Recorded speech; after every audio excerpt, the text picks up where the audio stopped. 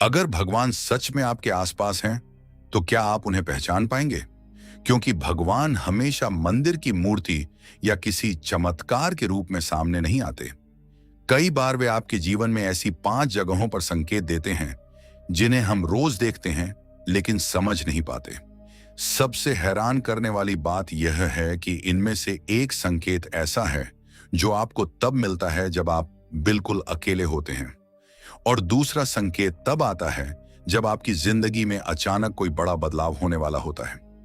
अगर पिछले कुछ दिनों से आपको बार बार एक ही तरह का सपना आ रहा है, बिना वजह भगवान का नाम लेने का मन हो रहा है, किसी खास मंदिर या मंत्र की ओर आपका मन खींच रहा है, या अचानक आपके अंदर किसी गलत काम को करने से रोकने वाली आवाज उठ रही है, तो इस वीडियो को बिल्कुल नजरअंदाज मत कीजिए। हो सकता है आप जिस चीज को संयोग समझ रहे हैं वही आपके लिए भगवान का सबसे बड़ा संकेत हो। लेकिन इन संकेतों में सबसे शक्तिशाली संकेत कौन सा है, और कैसे पता चले कि यह केवल मन की कल्पना है या सच में ईश्वर की ओर से कोई इशारा? आज की इस बात को अंत तक जरूर सुनिए, क्योंकि आखिरी संकेत शायद आपको अपने जीवन के किसी पुराने अनुभव का मतलब समझा दे। राधे राधे प्यारे भक्तों, आपका स्वागत है परम ध्यान चैनल पर। आज की बात साधारण नहीं है, क्योंकि आज हम जानेंगे कि जब भगवान हमारे भीतर अपनी उपस्थिति का एहसास कराते हैं, तो वह एहसास किन संकेतों के रूप में हमारे जीवन में दिखाई देता है। अगर आपने कभी महसूस किया है कि किसी अनजानी शक्ति ने आपको गलत रास्ते पर जाने से रोक दिया, किसी मुश्किल समय में अचानक आपके भीतर उम्मीद पैदा कर दी, या बिना किसी कारण आपका मन भगवान के नाम और भक्ति की तरफ खींचने लगा, तो ध्यान से सुनिए। आज हम इन्हीं संकेतों के पीछे छिपे आध्यात्मिक अर्थ को समझेंगे। वीडियो को अंत तक जरूर देखिए, क्योंकि हो सकता है जिस संकेत का इंतजार आप कर रहे हैं वह आपके जीवन में पहले से मौजूद हो। अगर आप परम ध्यान चैनल पर पहली बार आए हैं तो चैनल को सब्सक्राइब जरूर करें। वीडियो पसंद आए तो लाइक करें और कमेंट में लिखें, हे प्रभु, मुझे अपने संकेत पहचानने की शक्ति दो। अब ध्यान से सुनिए, क्योंकि पहला संकेत बहुत सामान्य दिखाई देता है, लेकिन आध्यात्मिक दृष्टि से इसे बिल्कुल नजरअंदाज नहीं करना चाहिए। भक्तों, जरा एक पल के लिए अपनी आंखें बंद कीजिए और अपने भीतर उतरने की कोशिश कीजिए। जिस भगवान को आप वर्षों से मंदिरों में खोजते आए हैं, जिनके सामने हाथ जोड़कर आपने अपनी इच्छाएं रखी हैं, जिनके चरणों में बैठकर आपने अपने दुख सुनाए हैं, क्या आपने कभी यह सोचने की कोशिश की है कि वही परम सत्ता शायद आपके भीतर भी मौजूद है? हम सुबह उठते हैं, भगवान की तस्वीर के सामने दीपक जलाते हैं, पूजा करते हैं, मंत्र बोलते हैं, मंदिर जाते हैं, तीर्थ करते हैं, लेकिन बहुत कम लोग अपने भीतर उस स्थान तक पहुंचने की कोशिश करते हैं जहां से वास्तव में आध्यात्मिक जागरण शुरू होता है। बाहर भगवान की मूर्ति को जगाने के लिए हम घंटियां बजाते हैं, आरती करते हैं, फूल चढ़ाते हैं, लेकिन क्या कभी हमने अपने भीतर सोई हुई चेतना को जगाने के लिए अपने मन के दरवाजे पर दस्तक दी है? यह बात सुनने में बहुत सरल लग सकती है कि भगवान हमारे भीतर हैं, लेकिन अगर आप इसे वास्तव में समझ लें तो आपकी पूरी जिंदगी को देखने का नजरिया बदल सकता है। क्योंकि अगर परमात्मा केवल मंदिर में है तो मंदिर से बाहर निकलते ही हम उनसे दूर हो गए। अगर भगवान केवल किसी तीर्थ में हैं तो घर लौटते ही उनसे हमारा संबंध खत्म हो गया। अगर भगवान केवल किसी विशेष समय की पूजा में हैं तो बाकी दिन हम उनसे अलग हो गए। लेकिन अगर वही परम चेतना हमारे भीतर भी विद्यमान है तो फिर हमारी हर सांस, हर विचार, हर कर्म और हर क्षण ईश्वर से जुड़ने का अवसर बन जाता है। लेकिन यहां सबसे बड़ा प्रश्न खड़ा होता है, अगर भगवान हमारे भीतर हैं तो हमें उनका अनुभव क्यों नहीं होता? हम उन्हें देख क्यों नहीं पाते? हमें उनकी उपस्थिति महसूस क्यों नहीं होती? हम प्रार्थना करते हैं फिर भी मन अशांत रहता है। हम मंत्र जपते हैं फिर भी विचारों का शोर बंद नहीं होता। हम मंदिर जाते हैं लेकिन बाहर आते ही वही क्रोध, वही चिंता, वही लालच, वही डर और वही बेचैनी फिर हमारे भीतर लौट आती है। तो आखिर समस्या कहाँ है? क्या भगवान हमसे दूर हैं, या फिर हमारे भीतर इतनी हलचल है कि हम उस मौन को सुन ही नहीं पा रहे, जिसमें परमात्मा की अनुभूति हो सकती है। इसे समझने के लिए एक बहुत सुंदर उदाहरण देखिए। अगर किसी शांत तालाब का पानी पूरी तरह स्थिर हो तो उसके अंदर आसमान का प्रतिबिंब साफ दिखाई देता है। लेकिन अगर उसी पानी में लगातार पत्थर फेंके जाते रहें, लहरें उठती रहें, पानी हिलता रहे, तो आसमान वहां मौजूद होने के बावजूद उसका प्रतिबिंब साफ दिखाई नहीं देगा। क्या इसका मतलब यह है कि आसमान गायब हो गया? नहीं, आसमान वही है, लेकिन पानी स्थिर नहीं है। ठीक इसी तरह परमात्मा की उपस्थिति के लिए हमें बाहर से भगवान को अपने भीतर लाने की जरूरत नहीं है। हमें अपने भीतर इतना शांत होना सीखना है कि उस उपस्थिति को महसूस कर सकें। हमारा मन दिन भर हजारों दिशाओं में दौड़ता रहता है। सुबह आंख खुलते ही विचार शुरू हो जाते हैं। आज क्या करना है, किससे बात करनी है, पैसा कहां से आएगा, किसने क्या कहा, किसने हमें दुख दिया, कौन हमारे बारे में क्या सोचता है, भविष्य में क्या होगा, बीते समय में क्या हुआ, किससे आगे निकलना है, किस चीज को पाना है, किस चीज को खोने का डर है। हमारा शरीर एक जगह बैठा होता है, लेकिन मन हजारों जगह घूम रहा होता है। ऐसे मन में हम भगवान को खोजते हैं। हम कहते हैं कि प्रभु, मुझे दर्शन दो, मुझे शांति दो, मुझे अपने होने का अनुभव कराओ। लेकिन क्या हमने कभी अपने मन को इतना शांत किया कि वह उस अनुभव को ग्रहण करने योग्य बन सके? भगवान को जगाने का अर्थ यह नहीं है कि भगवान वास्तव में सो रहे हैं। यह बात बहुत गहराई से समझनी होगी। परमात्मा को जगाने की आवश्यकता नहीं है, क्योंकि जो चेतना पूरे अस्तित्व में व्याप्त है वह कभी सोती नहीं। सोया हुआ हमारा ध्यान है, सोई हुई हमारी जागरूकता है, सोई हुई हमारी आत्मिक संवेदना है। हम बाहर की दुनिया में इतने खो गए हैं कि भीतर की आवाज सुनना भूल गए हैं। इसलिए जब कहा जाता है कि भगवान को अपने भीतर जगाओ, तो इसका अर्थ है अपने भीतर उस चेतना को पहचानो जो हमेशा से मौजूद है। आपने देखा होगा कि जब कोई व्यक्ति बहुत गहरी नींद में होता है तो उसके पास कोई व्यक्ति बैठकर उसे पुकारता रहता है, लेकिन वह सुन नहीं पाता। आवाज बाहर से आती रहती है, लेकिन सुनने वाला जागा नहीं है। फिर अचानक वह जागता है और कहता है, तुम कब से बुला रहे थे? सामने वाला कहता है, बहुत देर से। आवाज पहले भी थी, लेकिन सुनने वाला जागा नहीं था। ठीक यही हमारी आध्यात्मिक स्थिति है। परमात्मा की उपस्थिति को लेकर संसार में सदियों से बातें कही जा रही हैं। संतों ने बताया, आर्षियों ने बताया, महापुरुषों ने बताया कि सत्य तुम्हारे भीतर है, लेकिन हम पूछते रहते हैं, भगवान कहाँ है? शायद प्रश्न यह नहीं होना चाहिए कि भगवान कहाँ है। प्रश्न यह होना चाहिए कि मैं कितना जागा हुआ हूं। और यहीं से साधना की वास्तविक शुरुआत होती है। साधना का अर्थ केवल लंबे समय तक आंखें बंद करके बैठना नहीं है। साधना का अर्थ है अपने भीतर की उस बेचैनी को देखना जो हमें लगातार बाहर की चीजों में खुशी खोजने के लिए मजबूर करती है।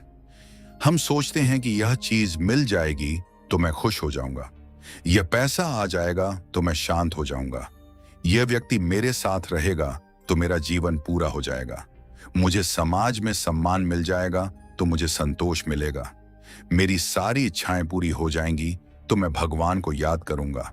लेकिन जिंदगी बार बार हमें एक ही बात समझाती है, बाहर की उपलब्धियां मन को कुछ समय के लिए खुश कर सकती हैं, लेकिन स्थायी शांति का स्रोत भीतर खोजना पड़ता है। आपने कभी गौर किया है कि मनुष्य के पास बहुत कुछ होने के बाद भी वह परेशान क्यों रहता है? जिसके पास धन है वह और धन चाहता है, जिसके पास सम्मान है वह और सम्मान चाहता है, जिसके पास प्रसिद्ध है वह उसे बनाए रखने के लिए चिंतित रहता है, जिसके पास रिश्ते हैं उसे रिश्ते खोने का डर रहता है, जिसके पास सफलता है उसे असफलता का डर रहता है। यानी बाहर जितना जोड़ते जाते हैं, भीतर उतने ही नए डर पैदा होते जाते हैं। इसका अर्थ यह नहीं कि धन, परिवार, सफलता या सुख गलत हैं। समस्या तब पैदा होती है जब हम अपनी पूरी शांति को इन चीजों के भरोसे रख देते हैं। भगवान को अपने भीतर जगाने का पहला रास्ता इसलिए बाहर की दुनिया छोड़ना नहीं, बल्कि उसके बीच रहते हुए अपने भीतर लौटना सीखना है।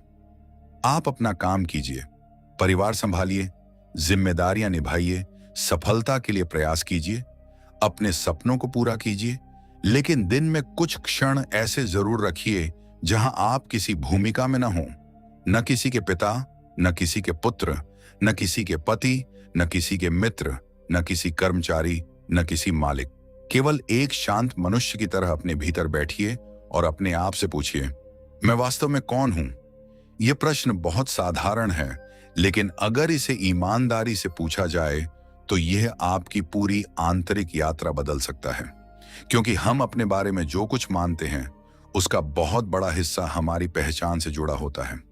मेरा नाम यह है, मेरा परिवार यह है, मेरा काम यह है, मेरी उपलब्धियां ये हैं, मेरी समस्याएं ये हैं।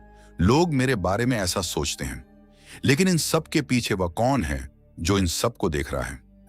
जब आप कहते हैं मेरा शरीर, तो मेरा कहने वाला कौन है? जब आप कहते हैं मेरे विचार, तो इन विचारों को देखने वाला कौन है?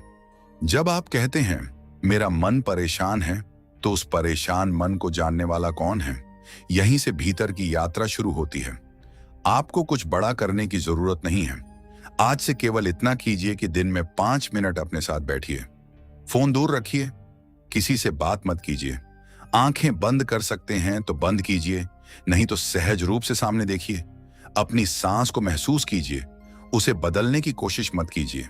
बस महसूस कीजिए कि सांस भीतर आ रही है और बाहर जा रही है। कुछ ही क्षणों में मन इधर उधर भागेगा। कोई पुरानी बात याद आएगी, कोई भविष्य की चिंता आएगी, कोई चेहरा सामने आएगा, कोई इच्छा उठेगी। आपको लगेगा कि ध्यान नहीं लग रहा, लेकिन यही गलती मत कीजिए। मन का भटकना असफलता नहीं है। जब आपको पता चलता है कि मन भटक गया है, उसी क्षण आपकी जागरूकता वापस आ रही है। फिर धीरे से अपनी सांस पर लौट आइए। कोई लड़ाई मत कीजिए, मन को दबाइए मत। विचारों को जबरदस्ती रोकने की कोशिश मत कीजिए, क्योंकि विचारों से लड़ेंगे तो विचार और मजबूत होंगे। उन्हें आने दीजिए और जाने दीजिए। जैसे आसमान में बादल आते हैं और चले जाते हैं, वैसे ही विचारों को आते जाते देखिए। धीरे धीरे आपको अनुभव होगा कि विचार अलग हैं और उन्हें देखने वाली जागरूकता अलग है। यही अंतर आध्यात्मिक साधना में बहुत महत्वपूर्ण है। फिर मन ही मन भगवान का नाम लीजिए, कोई ऐसा नाम जिससे आपके भीतर श्रद्धा और प्रेम जागता हो। नाम बड़ा या छोटा नहीं होता, भावना महत्वपूर्ण होती है। धीरे धीरे उस नाम को सांस के साथ जोड़ सकते हैं। सांस भीतर आए तो मन में भगवान का स्मरण, सांस बाहर जाए तो फिर भगवान का स्मरण। कोई जल्दबाजी नहीं, कोई प्रदर्शन नहीं, किसी को बताने की आवश्यकता नहीं कि मैं इतनी देर ध्यान करता हूं। आध्यात्मिक यात्रा का सबसे सुंदर हिस्सा यही है कि इसमें दिखावे की आवश्यकता नहीं होती, क्योंकि जिस क्षण साधना प्रदर्शन बन जाती है, उसी क्षण मन फिर बाहर की ओर देखने लगता है। वह सोचता है, लोग मुझे कितना धार्मिक समझते हैं, लोग मेरे बारे में क्या कहेंगे, मेरी भक्ति कितनी महान है, मैंने कितने मंत्र किए, मैंने कितने मंदिर देखे, मैंने कितने व्रत रखे। और फिर धीरे धीरे साधना भी अहंकार का हिस्सा बन सकती है। इसलिए अपने भीतर भगवान को जगाने का अर्थ यह भी है कि हम अपने अहंकार को पहचानना सीखें। आप मंदिर में जाकर भगवान के सामने झुकते हैं, लेकिन क्या आप अपने अहंकार को भी झुका सकते हैं? आप भगवान के चरणों में फूल चढ़ाते हैं, लेकिन क्या आप अपनी जिद भी उनके चरणों में रख सकते हैं? आप भगवान से कहते हैं कि प्रभु मेरी इच्छा पूरी करो, लेकिन क्या कभी आपने कहा है, प्रभु अगर मेरी इच्छा मेरे लिए सही नहीं है तो मुझे उससे मुक्त कर दो? यही प्रार्थना को गहराई देती है।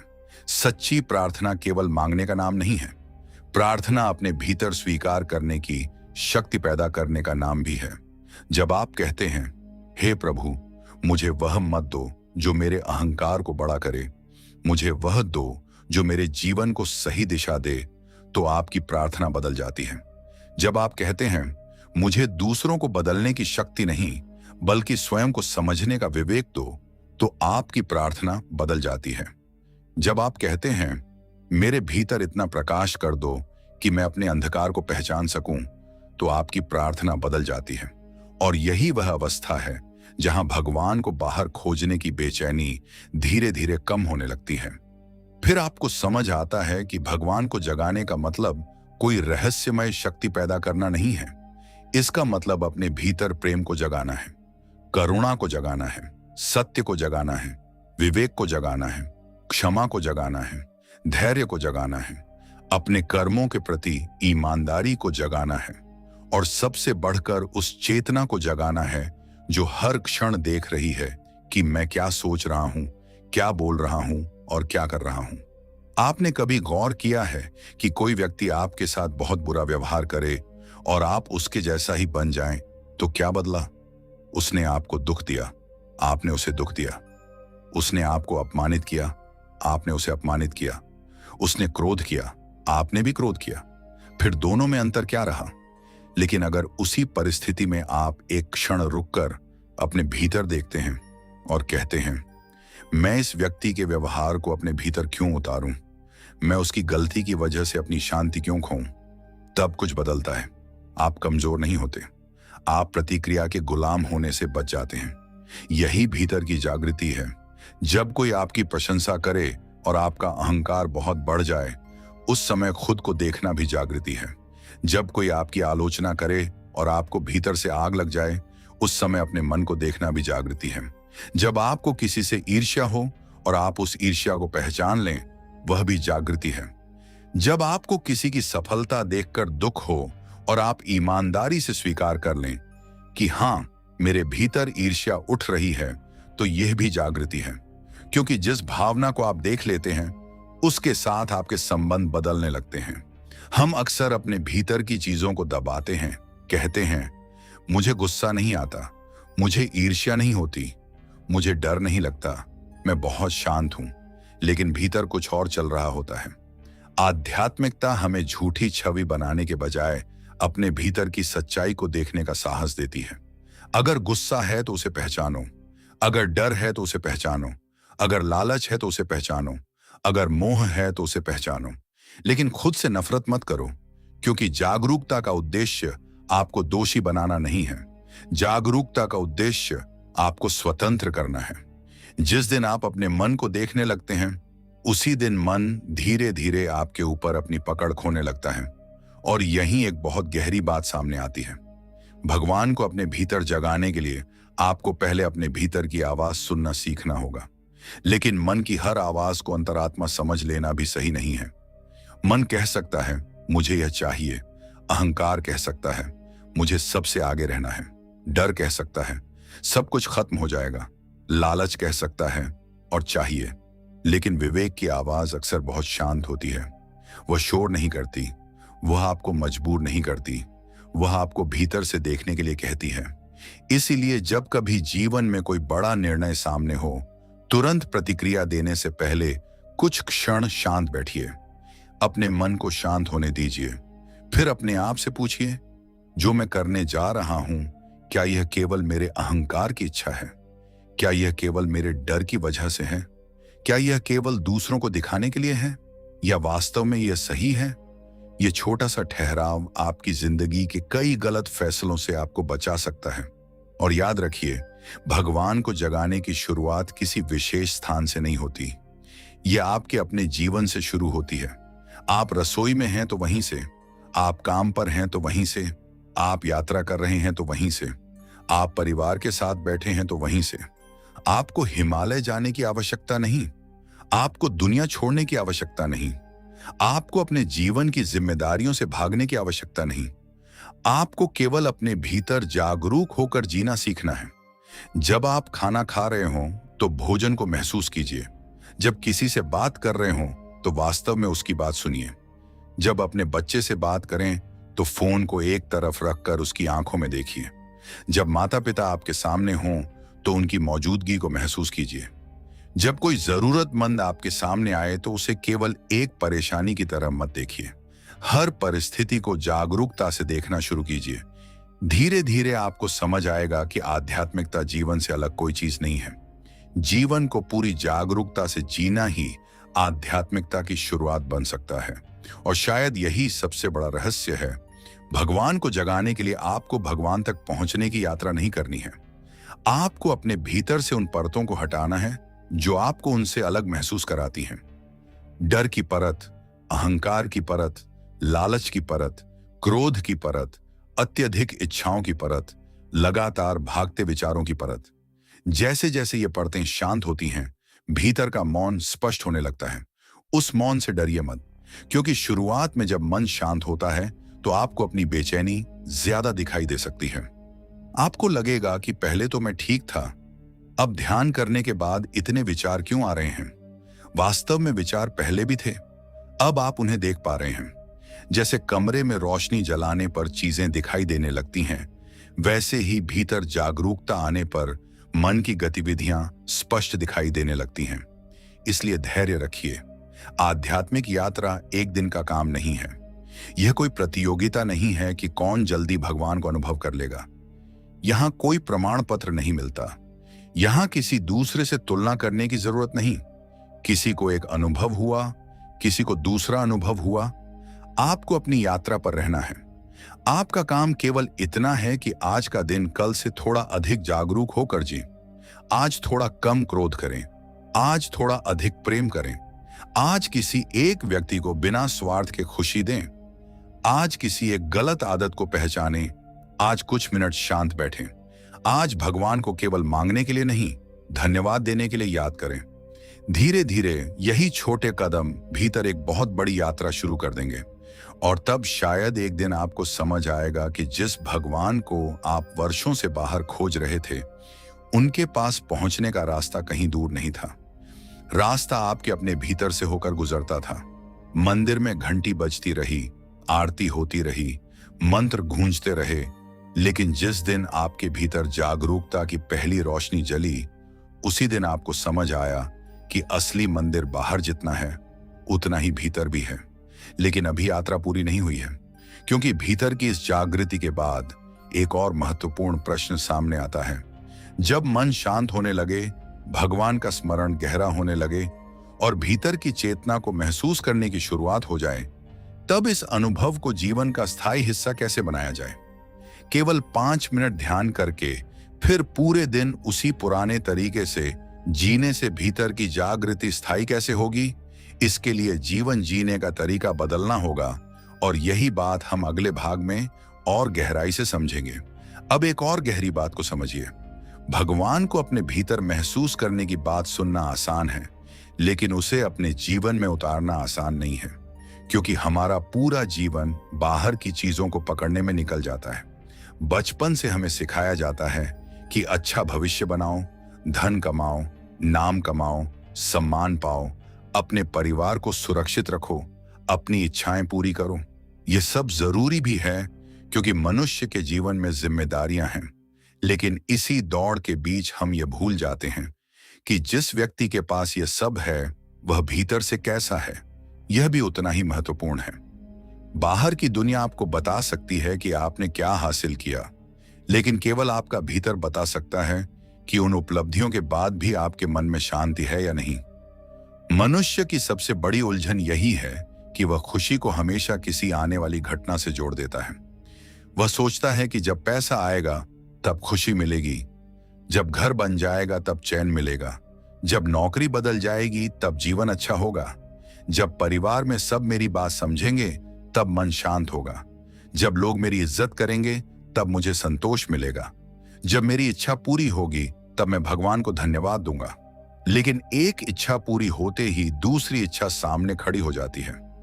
जिस मंजिल को हमने खुशी का अंतिम स्थान समझा था, वहां पहुंचते ही पता चलता है कि मन ने एक और मंजिल बना ली है। इसीलिए भीतर की जागृति का मतलब इच्छाओं को खत्म करना नहीं है। इसका अर्थ यह समझना है कि इच्छा और शांति एक ही चीज नहीं है। आप अपने सपने पूरे कर सकते हैं, लेकिन अपनी पूरी आत्मिक शांति को उन सपनों के परिणाम पर निर्भर मत कीजिए। मेहनत पूरी कीजिए, परिणाम के लिए प्रार्थना कीजिए, लेकिन परिणाम आपके अनुसार न आए तो अपने अस्तित्व को टूटने मत दीजिए। यही भीतर की मजबूती है। यही वह अवस्था है जहां इंसान संसार में रहते हुए भी संसार का गुलाम नहीं रहता। कल्पना कीजिए, एक व्यक्ति नदी के किनारे बैठा है और उसके हाथ में एक छोटा सा दीपक है। हवा चल रही है, पानी की लहरें उठ रही हैं, चारों तरफ अंधेरा है।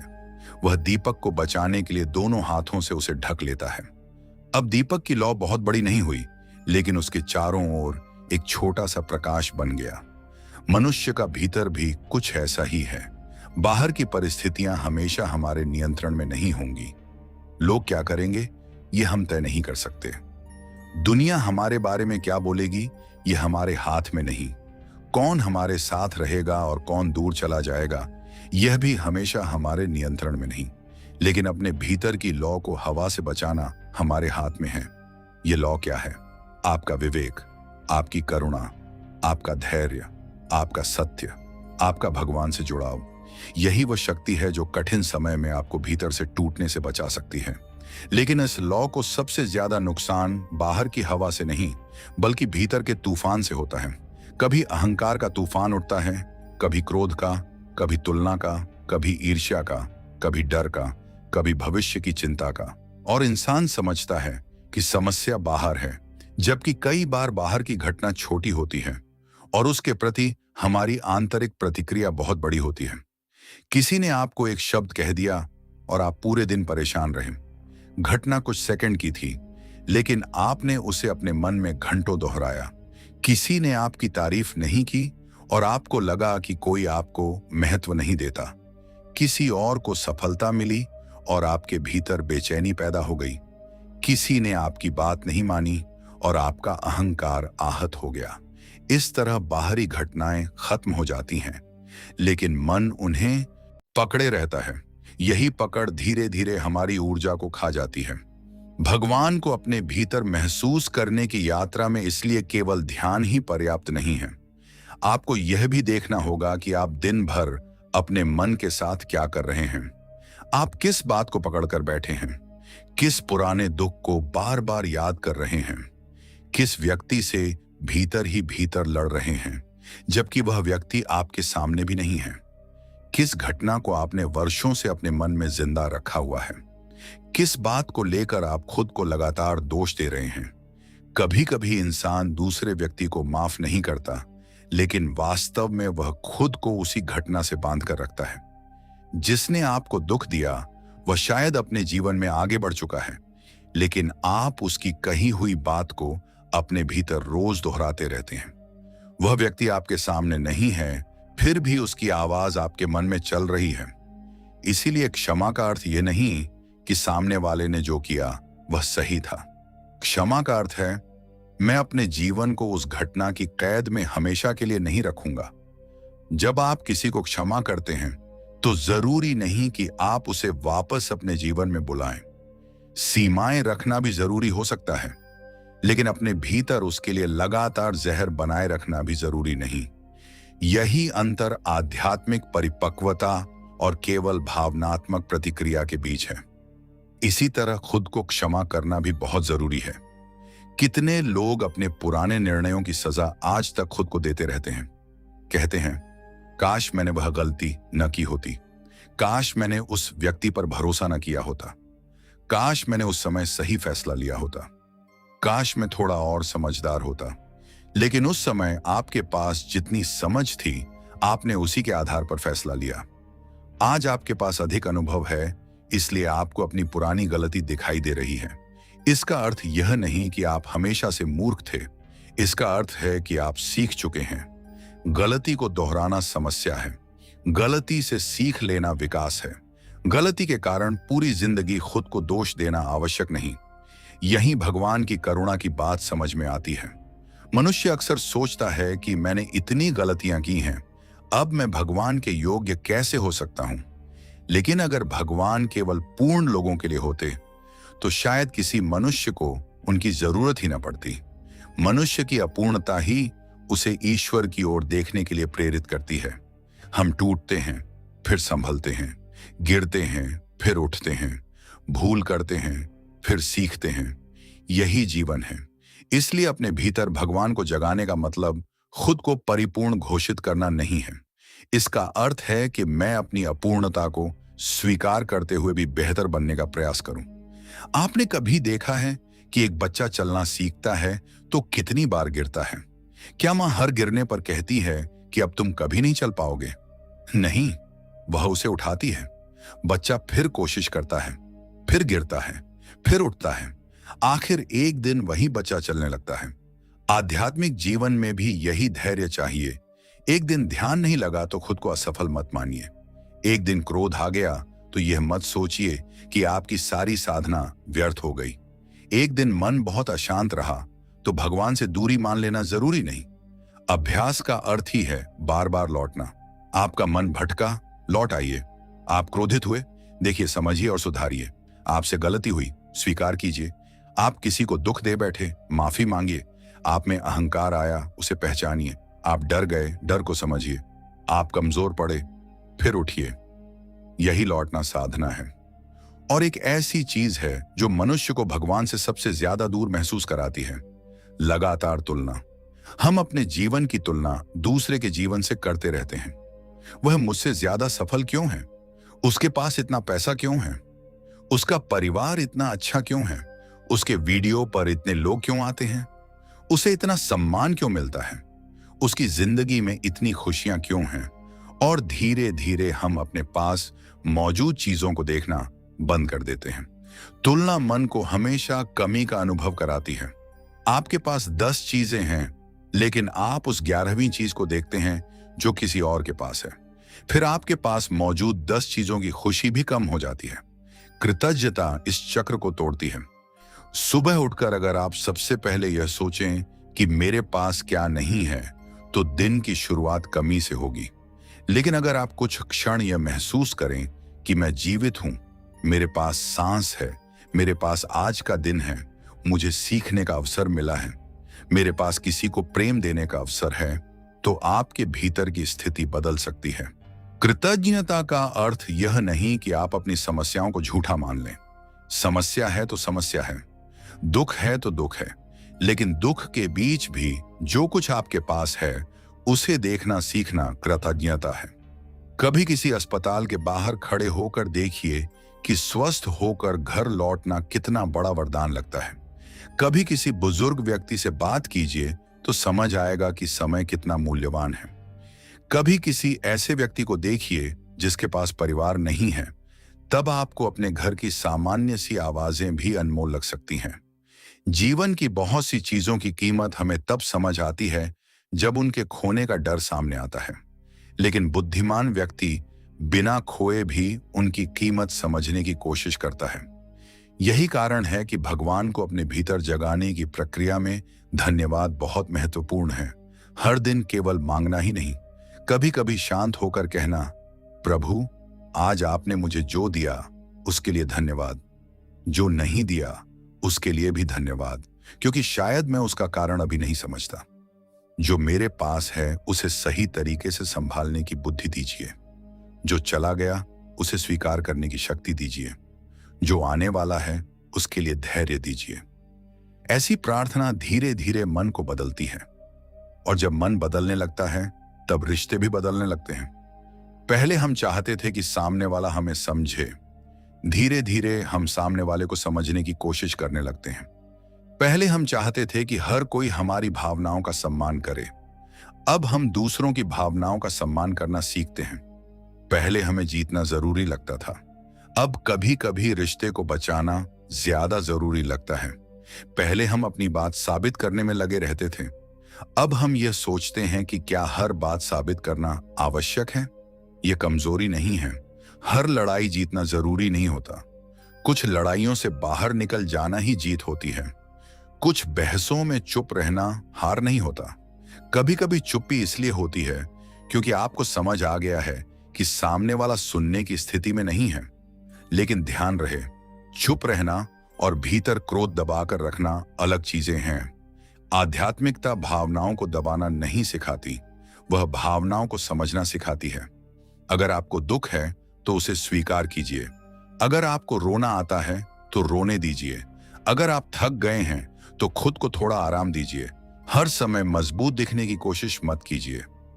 भीतर की जागृति का अर्थ पत्थर बन जाना नहीं है। भगवान के करीब जाने वाला मनुष्य अधिक संवेदनशील हो सकता है, लेकिन उसकी संवेदनशीलता उसे तोड़ने के बजाय उसे अधिक करुणामय बनाती है। एक बूंद पानी को देखिए, वह बहुत छोटी है, लेकिन जब वही बूंद नदी में मिल जाती है तो उसकी पहचान छोटी नहीं रहती। इसी तरह जब मनुष्य अपने छोटे छोटे अहंकार से ऊपर उठकर व्यापक जीवन को देखना शुरू करता है तो उसकी दृष्टि बदलती है। उसे समझ आता है कि केवल मैं ही दुखी नहीं हूं। दुनिया में कितने लोग अपने अपने संघर्षों से गुजर रहे हैं। केवल मेरी कहानी महत्वपूर्ण नहीं है। हर व्यक्ति अपने भीतर एक कहानी लेकर चल रहा है। यहीं से करुणा पैदा होती है। किसी व्यक्ति को देखकर तुरंत फैसला मत कीजिए। आपको नहीं पता वह रात को कितनी चिंता लेकर सोया है। आपको नहीं पता उसकी मुस्कान के पीछे क्या छिपा है। आपको नहीं पता वह किस दर्द से गुजर रहा है। इसका अर्थ यह नहीं कि आपको हर किसी के गलत व्यवहार को स्वीकार करना है। इसका अर्थ केवल इतना है कि निर्णय लेने से पहले थोड़ी मानवीय दृष्टि रखिए। भगवान को अपने भीतर जगाने का अर्थ यही भी है कि आपकी दृष्टि केवल अपनी समस्याओं तक सीमित न रहे। अगर आपके पास कुछ अतिरिक्त है तो किसी जरूरतमंद के काम आइए। अगर आपके पास ज्ञान है तो किसी को सिखाइए। अगर आपके पास समय है तो किसी अकेले व्यक्ति से बात कीजिए। अगर आपके पास शक्ति है तो किसी कमजोर की रक्षा कीजिए। अगर आपके पास शब्द हैं तो किसी टूटे हुए मन को सहारा दीजिए। सेवा हमेशा बड़ी नहीं होती। कभी कभी किसी को ध्यान से सुन लेना भी सेवा है। किसी भूखे को भोजन देना सेवा है। किसी बुजुर्ग को सम्मान देना सेवा है। किसी दुखी व्यक्ति को यह महसूस करा देना कि वह अकेला नहीं है, यह भी सेवा है। और सबसे सुंदर सेवा वह है जिसमें अहंकार नहीं होता। अगर आपने किसी की मदद की और तुरंत मन में आया कि सबको बताना चाहिए कि मैंने कितना अच्छा काम किया, तो वहां भी अपने मन को देखिए। सेवा के बाद भी यदि भीतर कोई पुरस्कार मांग रहा है तो समझिए अहंकार अभी साथ चल रहा है। लेकिन जब आप किसी की मदद करके उसे भूल जाते हैं, तब सेवा भीतर को हल्का करती है। यही कारण है कि संतों ने बार बार कर्म की शुद्धता पर जोर दिया। पूजा का समय सीमित हो सकता है, लेकिन आपका व्यवहार पूरे दिन आपकी साधना की परीक्षा लेता है। आप मंदिर में कितनी देर बैठे, उससे अधिक महत्वपूर्ण यह हो सकता है कि मंदिर से निकलने के बाद आपने लोगों के साथ कैसा व्यवहार किया। आपने कितनी बार भगवान का नाम लिया, यह महत्वपूर्ण है, लेकिन भगवान का नाम लेने के बाद आपने किसी को जानबूझकर कितना दुख दिया, यह भी देखना जरूरी है। भक्ति अगर व्यवहार में नहीं उतरती तो वह केवल शब्द बनकर रह सकती है। इसलिए अपने दिन को एक साधना की तरह देखिए। सुबह उठना साधना है, परिवार से बात करना साधना है, काम करना साधना है, कठिन परिस्थिति में धैर्य रखना साधना है, किसी की गलती पर प्रतिक्रिया देने से पहले रुकना साधना है, अपनी गलती स्वीकार करना साधना है, भोजन के लिए धन्यवाद करना साधना है, रात को अपने दिन की समीक्षा करना साधना है। और जब रात को सोने जाएं, तब केवल यह मत सोचिए कि आज मेरे साथ क्या क्या हुआ। यह भी सोचिए कि आज मैं कैसा रहा। आज मैंने किसके चेहरे पर मुस्कान लाई। आज मैंने किसका मन दुखाया। आज मैंने कहां अपने अहंकार को जीतने दिया। आज मैंने कहां अपने मन पर विजय पाई। आज मैंने किस बात के लिए धन्यवाद दिया। आज मैंने कौन सी गलती दोहराई और आज मैंने अपने भीतर क्या नया देखा। ये प्रश्न धीरे धीरे आपको अपने भीतर का साक्षी बनाना शुरू कर देंगे। साक्षी का अर्थ यह नहीं कि आप जीवन से अलग हो जाएं। इसका अर्थ है कि जीवन में जो कुछ हो रहा है उसे पूरी जागरूकता से देखना सीखें। सुख आया तो उसे महसूस करें, लेकिन उसे चिपके नहीं। दुख आया तो उसे स्वीकार करें, लेकिन उसे अपनी पूरी पहचान मत बना लें। प्रशंसा मिली तो धन्यवाद दें, लेकिन उसे अपना अहंकार मत बनाइए। आलोचना मिली तो सोचिए, लेकिन उससे अपनी पूरी कीमत तय मत कीजिए। आप न तो अपनी सफलता मात्र हैं, न अपनी असफलता मात्र। आप न केवल अपने रिश्ते हैं, न केवल अपना काम। आपके जीवन में भूमिकाएं बदलती रहेंगी, परिस्थितियां बदलती रहेंगी, लोग बदलेंगे, शरीर बदलेगा, विचार बदलेंगे, लेकिन आपके भीतर जो जागरूकता इन सब बदलावों को देखती है, उस पर ध्यान देना आध्यात्मिक यात्रा का एक गहरा हिस्सा है। और यही बात हमें मृत्यु के विचार तक भी ले जाती है। मृत्यु का नाम सुनते ही मनुष्य डर जाता है, लेकिन मृत्यु की स्मृति जीवन को गहरा भी कर सकती है। अगर हमें पता हो कि समय सीमित है, तो हम छोटी छोटी बातों पर अपना पूरा जीवन क्यों जलाएं? किसी की एक बात के कारण महीनों नाराज क्यों रहें? अहंकार की वजह से किसी अपने से बात करना क्यों बंद रखें? जो प्रेम आज व्यक्त किया जा सकता है, उसे कल के लिए क्यों टालें? कितनी बार हम कहते हैं, कल बात करेंगे, कल माफी मांगेंगे, कल मिलेंगे, कल भगवान को याद करेंगे, कल अपने परिवार के साथ समय बिताएंगे। लेकिन जीवन ने किसी को कल की गारंटी नहीं दी। इसलिए आज को पूरी तरह जीना सीखिए। जिससे प्रेम है उसे प्रेम बताइए। जिसको धन्यवाद देना है आज दीजिए। जिस गलती के लिए माफी मांगनी है, जहां उचित हो वहां आज मांगिए। जिस व्यक्ति को आपकी जरूरत है उसके लिए आज उपस्थित रहिए। और भगवान को याद करना है तो अभी कीजिए, क्योंकि आध्यात्मिक जीवन किसी विशेष भविष्य की तारीख से शुरू नहीं होता। वह उसी क्षण शुरू होता है जब आप जागरूक होकर जीने का निर्णय लेते हैं। और भगवान को अपने भीतर जगाने की सबसे सुंदर बात यही है कि इसके लिए आपको किसी और बनने की जरूरत नहीं। आपको अपने वास्तविक स्वरूप के प्रति ईमानदार होना है। अगर आप गृहस्थ हैं तो गृहस्थ रहते हुए, अगर आप नौकरी करते हैं तो नौकरी करते हुए, अगर आपके जीवन में परेशानियां हैं तो उन परेशानियों के बीच, अगर आपके पास कम है तो कम में, अगर आपके पास ज्यादा है तो ज्यादा में। भगवान की खोज जीवन से भागकर नहीं, जीवन को समझकर भी की जा सकती है। आपकी रसोई भी मंदिर बन सकती है अगर वहां भोजन प्रेम से बनाया जाए। आपका कार्यस्थल भी साधना का स्थान बन सकता है अगर वहां ईमानदारी से कर्म किया जाए। आपका घर भी आश्रम जैसा हो सकता है अगर वहां सम्मान और करुणा हो। आपकी वाणी भी मंत्र बन सकती है अगर उससे किसी का मन टूटने के बजाय जुड़ने लगे। और तब आपको समझ आएगा कि भगवान केवल आंखें बंद करने पर नहीं मिलते। भगवान आंखें खोलकर भी दिखाई दे सकते हैं।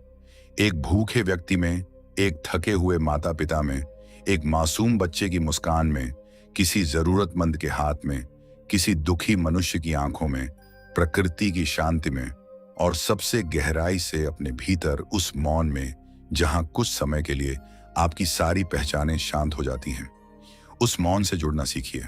कुछ देर बैठिए और अपने भीतर कहिए, मैं अभी कुछ मांगने नहीं आया, मैं केवल उपस्थित हूं।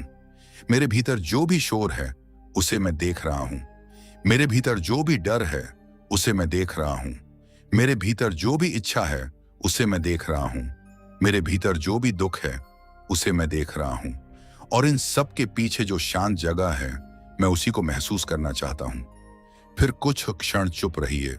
शायद तुरंत कोई अद्भुत अनुभव न हो, शायद कोई प्रकाश न दिखाई दे, शायद कोई आवाज न सुनाई दे, शायद कुछ भी विशेष न हो, लेकिन इसका मतलब यह नहीं कि वह समय व्यर्थ गया। आपने पहली बार अपने साथ कुछ समय बिताया।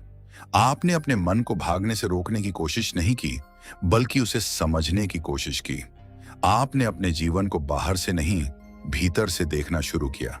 यही छोटी सी शुरुआत धीरे धीरे गहरी हो सकती है, क्योंकि आध्यात्मिकता में सबसे बड़ा परिवर्तन अक्सर बहुत सामान्य क्षणों में होता है। किसी सुबह आप उठेंगे और पाएंगे कि मन पहले से थोड़ा शांत है। किसी दिन कोई बात आपको पहले जितना परेशान नहीं करेगी। किसी दिन किसी व्यक्ति की गलती पर आपका पहला विचार क्रोध नहीं, बल्कि समझ होगा। किसी दिन आप बिना किसी कारण किसी के लिए अच्छा करना चाहेंगे। किसी दिन भगवान का नाम लेते समय आपको मांगने की बजाय धन्यवाद देने का मन करेगा। और उस समय शायद आपको एहसास होगा कि भीतर कुछ धीरे धीरे बदल रहा है। उस बदलाव को पकड़ने की कोशिश मत कीजिए, उसे स्वाभाविक रूप से बढ़ने दीजिए। बीज को रोज जमीन से निकाल कर देखने से वह जल्दी पेड़ नहीं बनता। उसे मिट्टी में रहना होता है। पानी चाहिए, धूप चाहिए, समय चाहिए। उसी तरह साधना को भी समय चाहिए। आज थोड़ा ध्यान, कल थोड़ा अधिक प्रेम, परसों थोड़ा अधिक धैर्य, फिर थोड़ी अधिक जागरूकता। ये छोटी चीजें मिलकर भीतर एक विशाल परिवर्तन पैदा कर सकती हैं।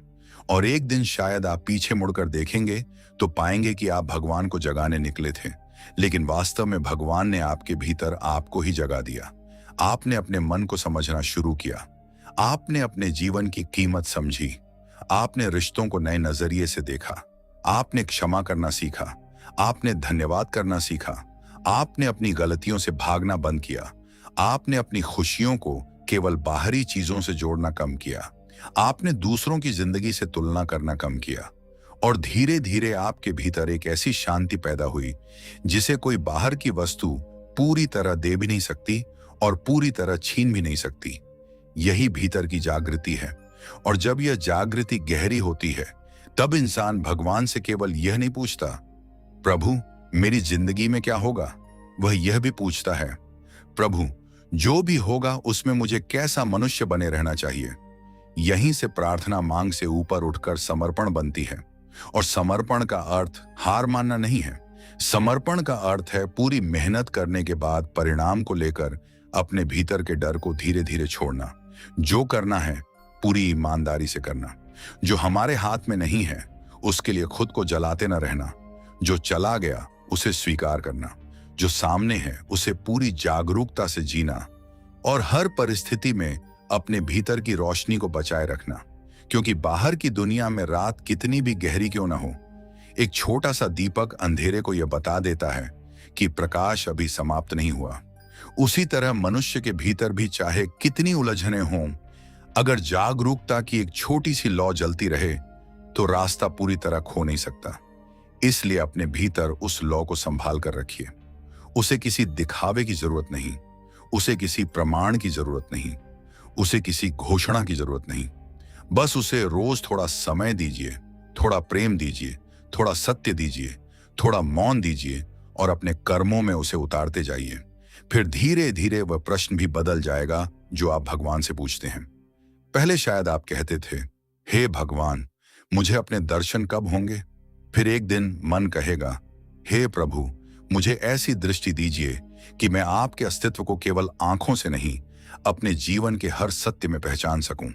मुझे ऐसी बुद्धि दीजिए कि मैं गलत को सही समझने की भूल न करूं। मुझे ऐसा हृदय दीजिए कि किसी के दुख को देखकर मेरा मन पत्थर ना हो जाए। मुझे ऐसी शक्ति दीजिए कि कठिन समय में भी मैं अपने मूल स्वभाव को न खोऊं।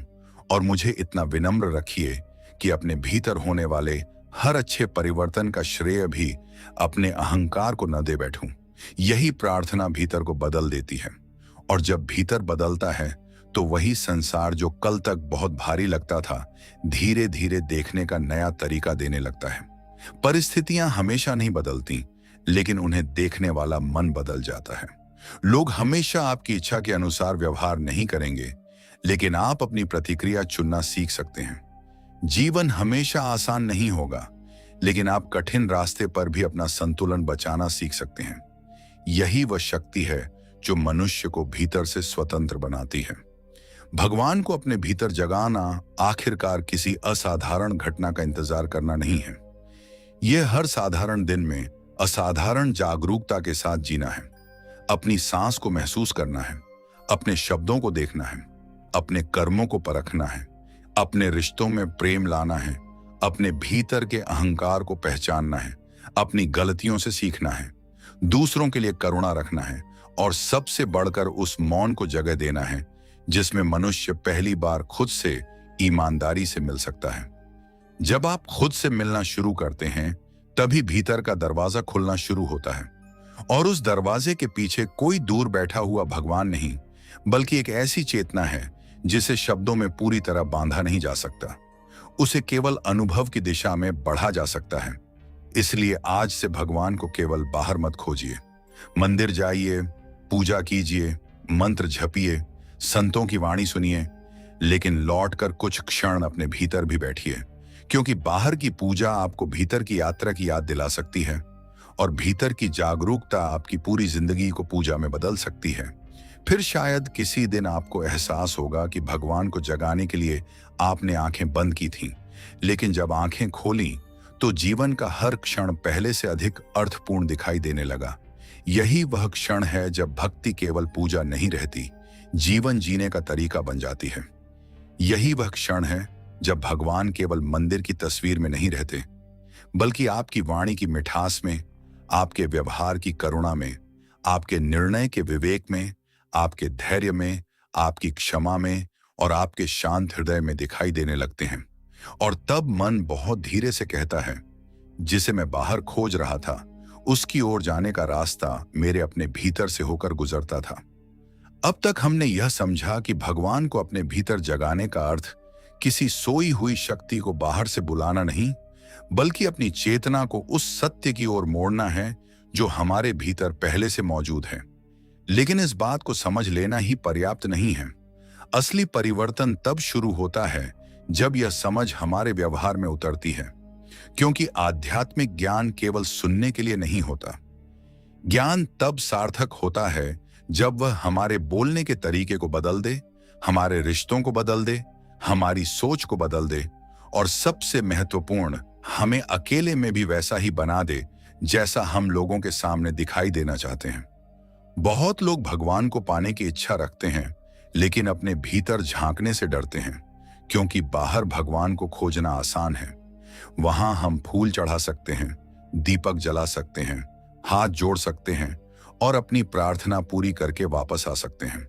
लेकिन भीतर जाना थोड़ा कठिन है, क्योंकि वहां हमें अपनी सच्चाई दिखाई देती है, वहां हमारी इच्छाएं दिखाई देती हैं, हमारे डर दिखाई देते हैं, हमारा अहंकार दिखाई देता है, हमारी ईर्ष्या दिखाई देती है, हमारी कमजोरियां दिखाई देती हैं और वे बातें भी सामने आती हैं जिन्हें हम दुनिया से छिपा सकते हैं, लेकिन खुद से नहीं छिपा सकते। यही कारण है कि भीतर की यात्रा साहस मांगती है। जब आप अपने भीतर बैठते हैं तो शुरुआत में आपको शांति नहीं बल्कि शोर दिखाई दे सकता है। पुराने विचार सामने आ सकते हैं, बीते हुए लोगों की याद आ सकती है, अधूरे काम याद आ सकते हैं, किसी की कही हुई बात मन में घूम सकती है, भविष्य की चिंता सामने आ सकती है। कभी मन कहेगा कि उठ जाओ, कुछ और करो, कभी शरीर बेचैन होगा, कभी लगेगा कि ध्यान करना आपके बस की बात नहीं। लेकिन उस समय याद रखिए कि आपका उद्देश्य विचारों को जबरदस्ती खत्म करना नहीं है। आपका उद्देश्य यह समझना है कि विचार आते हैं और चले जाते हैं, लेकिन आप उन्हें देखने वाले भी हैं। अगर मन में कोई विचार आया और आपने उसे पकड़ लिया तो वह आपको दूर ले जाएगा, लेकिन अगर आपने उसे केवल आते हुए देखा और जाने दिया तो धीरे धीरे आपके भीतर एक दूरी पैदा होने लगेगी। यही दूरी बहुत मूल्यवान है, क्योंकि पहले विचार आपको चलाते थे, अब आप विचारों को देख रहे हैं। पहले क्रोध आता था और आप तुरंत बोल देते थे, अब क्रोध आता है और आपके भीतर एक क्षण पैदा होता है जिसमें आप तय कर सकते हैं कि मुझे बोलना है या शांत रहना है। यही छोटा सा अंतर आपकी स्वतंत्रता की शुरुआत है। कई बार जीवन में सबसे बड़ी जीत यह नहीं होती कि आपने कोई बहुत बड़ा काम कर लिया। सबसे बड़ी जीत यह हो सकती है कि आपने एक ऐसे शब्द को बोलने से रोक लिया जिससे किसी का दिल टूट सकता था। आपने किसी को अपमानित करने के बजाय चुप रहना चुना। आपने बदला लेने की जगह दूरी चुनी। आपने अपनी गलती स्वीकार कर ली। आपने किसी की सफलता से जलने के बजाय उसके लिए खुशी महसूस करने की कोशिश की। आपने अपने मन में उठी नकारात्मक भावना को पहचान लिया और उसे अपने कर्म का मालिक नहीं बनने दिया। जो प्रेम आज व्यक्त किया जा सकता है, उसे कल के लिए क्यों टालें? कितनी बार हम कहते हैं, कल बात करेंगे, कल माफी मांगेंगे, कल मिलेंगे, कल भगवान को याद करेंगे, कल अपने परिवार के साथ समय बिताएंगे, लेकिन जीवन ने किसी को कल की गारंटी नहीं दी। इसलिए आज को पूरी तरह जीना सीखिए।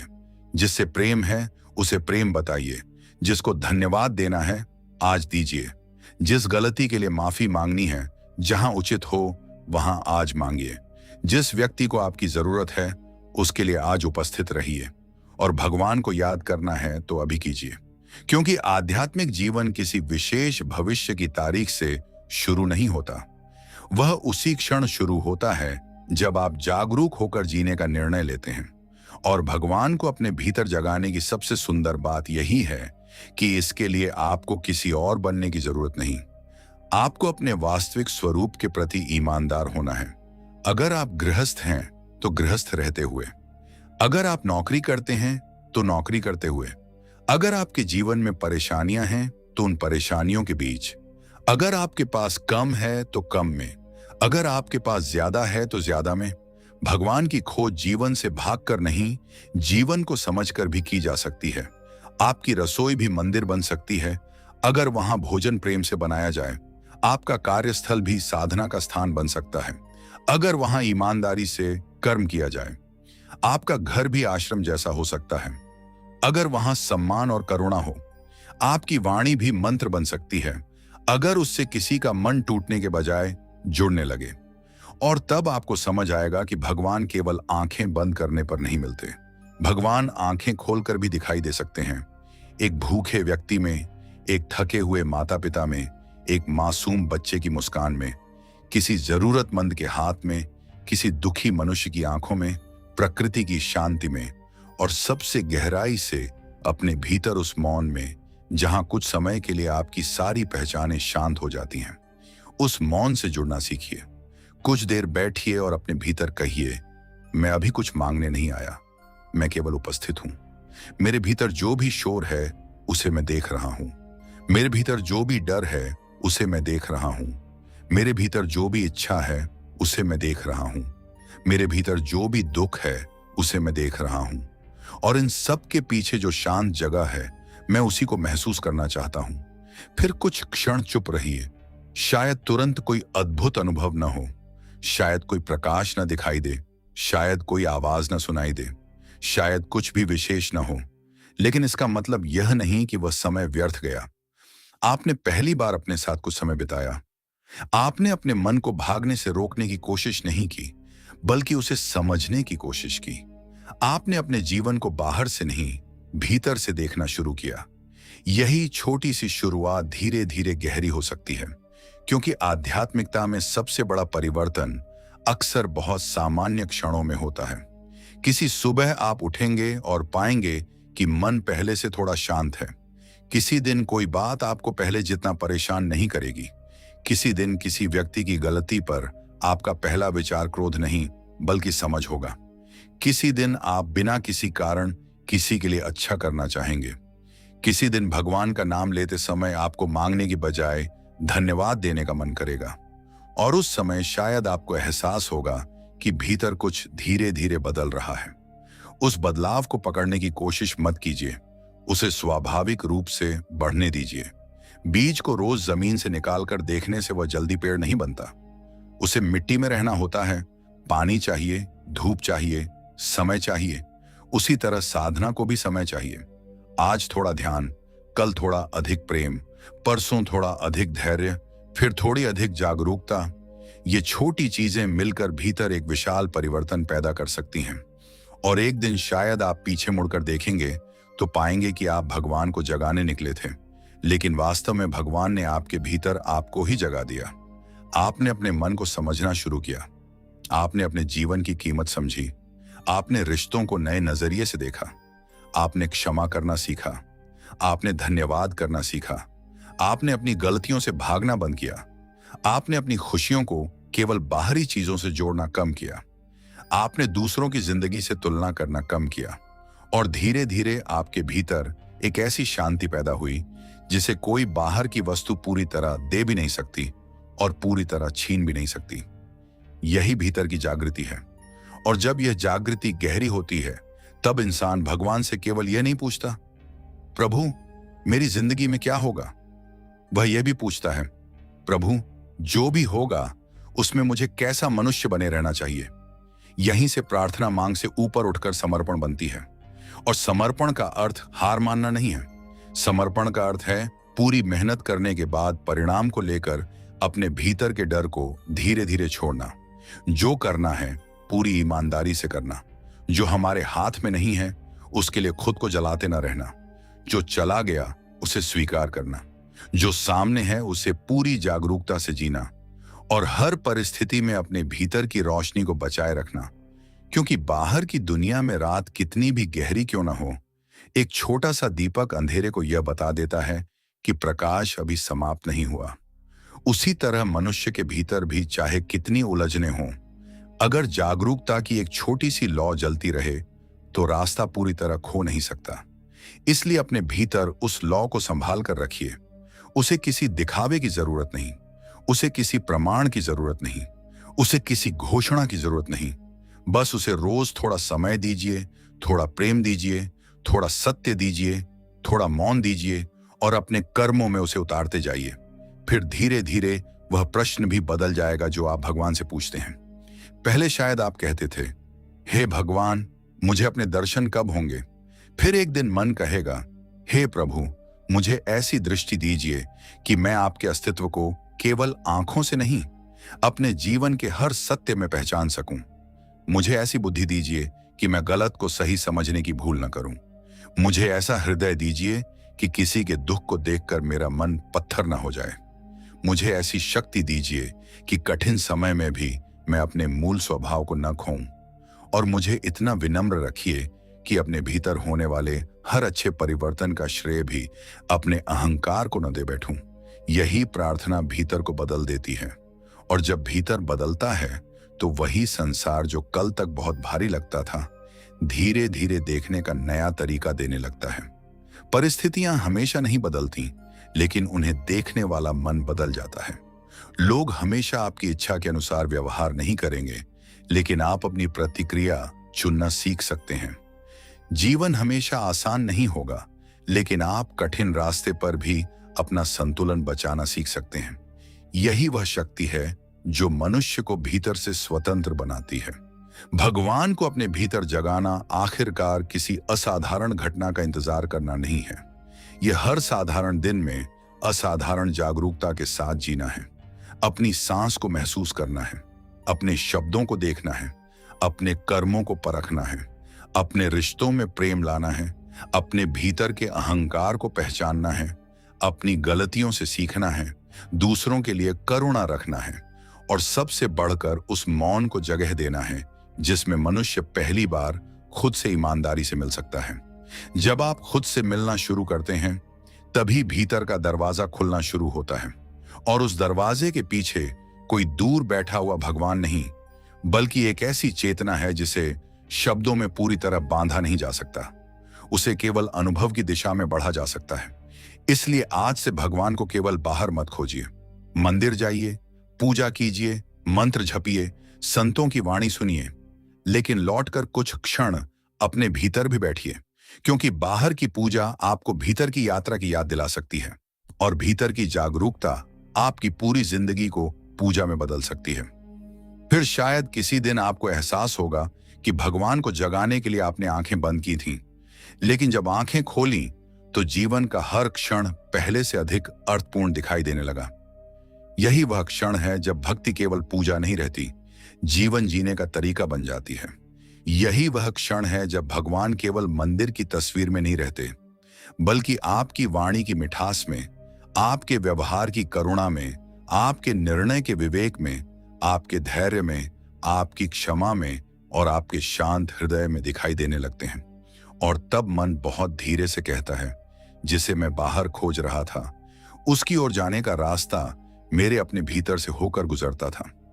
अब तक हमने यह समझा कि भगवान को अपने भीतर जगाने का अर्थ किसी सोई हुई शक्ति को बाहर से बुलाना नहीं, बल्कि अपनी चेतना को उस सत्य की ओर मोड़ना है जो हमारे भीतर पहले से मौजूद है। लेकिन इस बात को समझ लेना ही पर्याप्त नहीं है। असली परिवर्तन तब शुरू होता है जब यह समझ हमारे व्यवहार में उतरती है, क्योंकि आध्यात्मिक ज्ञान केवल सुनने के लिए नहीं होता।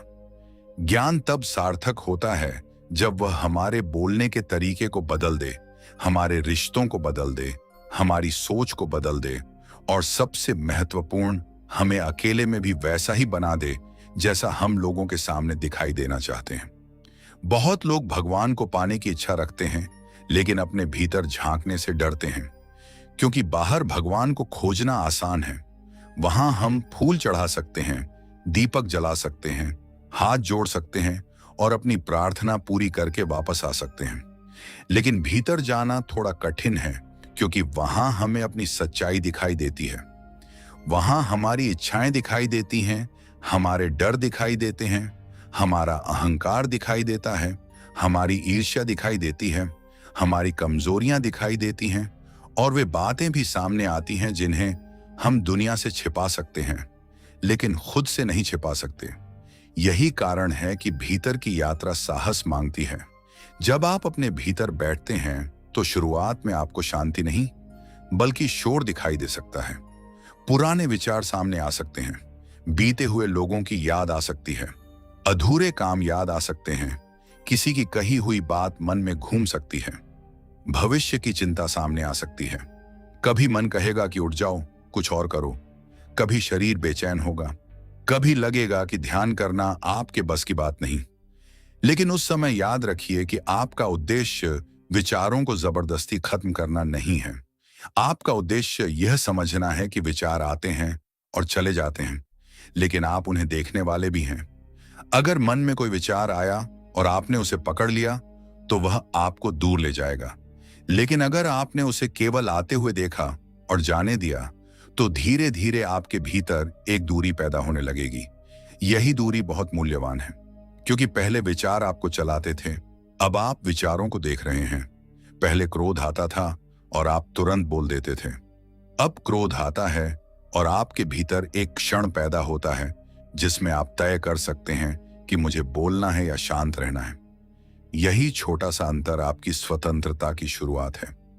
कई बार जीवन में सबसे बड़ी जीत यह नहीं होती कि आपने कोई बहुत बड़ा काम कर लिया। सबसे बड़ी जीत यह हो सकती है कि आपने एक ऐसे शब्द को बोलने से रोक लिया जिससे किसी का दिल टूट सकता था। आपने किसी को अपमानित करने के बजाय चुप रहना चुना। आपने बदला लेने की जगह दूरी चुनी। आपने अपनी गलती स्वीकार कर ली। आपने किसी की सफलता से जलने के बजाय उसके लिए खुशी महसूस करने की कोशिश की। आपने अपने मन में उठी नकारात्मक भावना को पहचान लिया और उसे अपने कर्म का मालिक नहीं बनने दिया। जब आप अपने भीतर उस जागरूकता को पहचानना शुरू करते हैं जो इन सब अनुभवों को देख रही है, तब धीरे धीरे आपको समझ आता है कि जीवन की परिस्थितियां आपकी पूरी पहचान नहीं है। आपके पास जीवन में बहुत कुछ हो सकता है और फिर भी भीतर खालीपन हो सकता है, और आपके पास बहुत कम हो सकता है, फिर भी भीतर कृतज्ञता हो सकती है। इसलिए बाहरी परिस्थितियों को नकारना नहीं, लेकिन उनकी सीमाओं को समझना जरूरी है। भगवान का स्मरण हमें यही संतुलन दे सकता है। काम करो लेकिन काम में खो मत जाओ। धन कमाओ लेकिन धन को अपना मालिक मत बनने दो। रिश्ते निभाओ लेकिन किसी व्यक्ति को अपनी पूरी आत्मिक पहचान मत बना दो। सफलता पाओ लेकिन सफलता को अपना अहंकार मत बनने दो। दुख आए तो उसे महसूस करो, लेकिन दुख को अपनी पूरी जिंदगी की कहानी मत बना दो। जीवन चलता रहेगा और इसी चलने के बीच मनुष्य को अपने भीतर एक ऐसा स्थान बनाना है जहां लौटकर वह खुद को फिर से पा सके। वह स्थान आपका मौन हो सकता है, आपका ध्यान हो सकता है, आपकी प्रार्थना हो सकती है, आपका भगवान का नाम हो सकता है, सेवा हो सकती है, प्रकृति के साथ कुछ शांत समय हो सकता है। तरीका कोई भी हो, लेकिन भीतर लौटना जरूरी है। जब आप भीतर लौटना सीख जाते हैं तब अकेलापन भी हमेशा दुश्मन नहीं लगता। कुछ समय अकेले रहना आपको अपने मन को समझने का अवसर दे सकता है, लेकिन अकेलापन और एकांत अलग है। अकेलापन कहता है मेरे पास कोई नहीं, एकांत कहता है मैं अपने साथ हूं।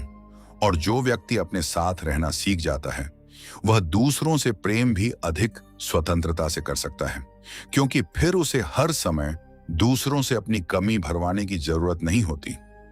वह रिश्तों में प्रेम करता है, लेकिन रिश्तों को अपनी पूरी पहचान नहीं बनाता। यही प्रेम को अधिक शुद्ध करता है। प्रेम का अर्थ किसी को पकड़ कर रखना नहीं है। प्रेम का अर्थ है उसकी भलाई की कामना करना, उसका सम्मान करना, उसकी स्वतंत्रता को समझना और अपनी सीमाओं का भी सम्मान करना। जहां केवल अधिकार है वहां प्रेम धीरे धीरे दबाव बन सकता है। जहां प्रेम के साथ सम्मान है वहां रिश्ता सांस ले सकता है। भगवान के प्रति प्रेम भी ऐसा ही है। केवल मांगना नहीं, केवल डरना नहीं, बल्कि विश्वास, सम्मान, समर्पण और कृतज्ञता। और जब यह भावना गहरी होती है तो प्रार्थना बदल जाती है। आप कहते हैं, प्रभु मेरी जिंदगी में जो भी हो मुझे इतना विवेक देना कि मैं गलत रास्ते को सही समझकर न चुनूं। मुझे इतनी शक्ति देना कि कठिन समय में भी मेरा हृदय कठोर न हो। मुझे इतनी करुणा देना कि दूसरों की पीड़ा देखकर मैं आंखें बंद न करूं। मुझे इतना धैर्य देना कि हर चीज तुरंत पाने की जिद न करूं। मुझे इतना साहस देना कि अपनी गलतियों को स्वीकार कर सकूं। और मुझे इतनी विनम्रता देना कि जीवन में मिलने वाली हर अच्छाई के पीछे अपनी मेहनत के साथ साथ आपकी कृपा को भी याद रख सकूं। ऐसी प्रार्थना मन को बहुत गहराई से बदल सकती है। फिर धीरे धीरे भगवान को जगाने का अर्थ आपके लिए एक विचार नहीं रहेगा, वह आपके जीने का तरीका बन जाएगा।